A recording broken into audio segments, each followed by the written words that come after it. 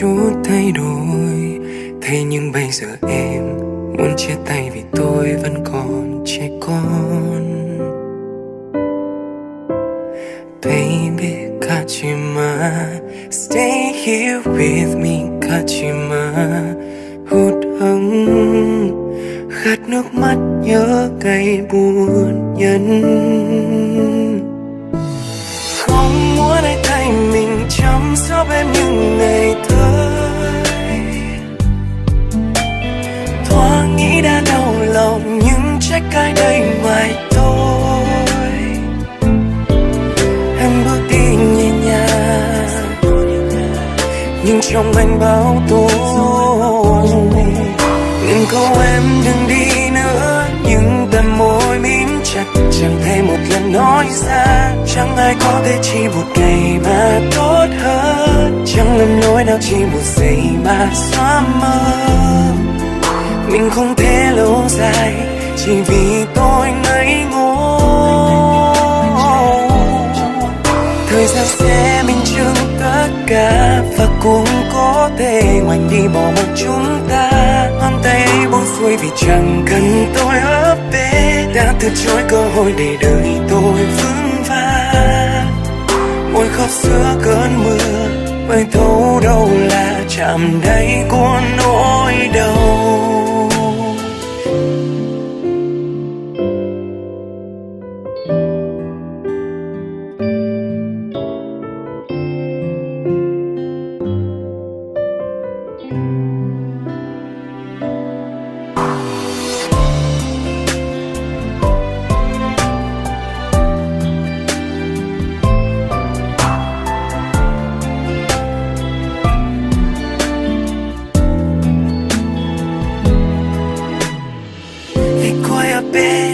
Môi tôi không thể nói can đảm để thốt lên.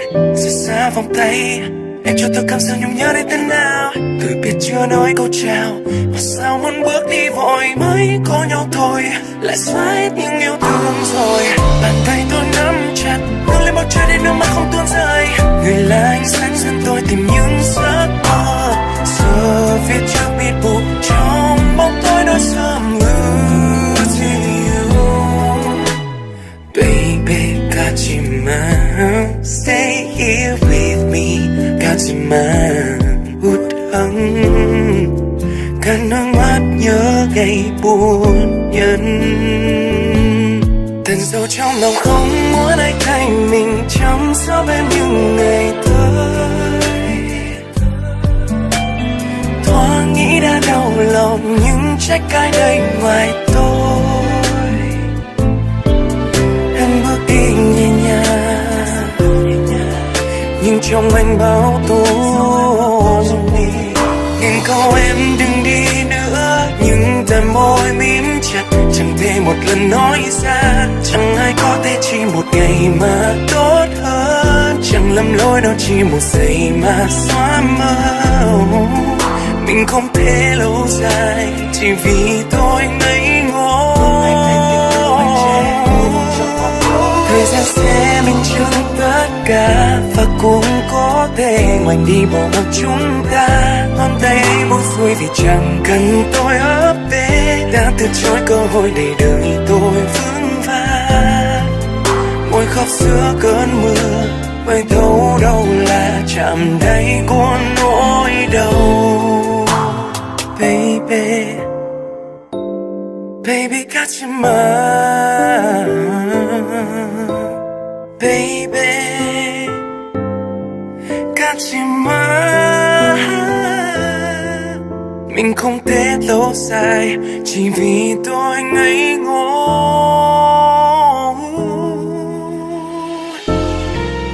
Thời gian sẽ minh chứng tất cả và cũng có thể ngoảnh đi bỏ mặc chúng ta.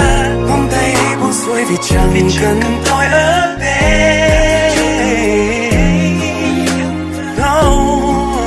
Môi khóc giữa cơn mưa mới thấu đâu là chạm đáy của nỗi đau. Không muốn ai thay mình chăm sóc em những ngày tới. Thoáng nghĩ đã đau lòng nhưng trách ai đây ngoài tôi.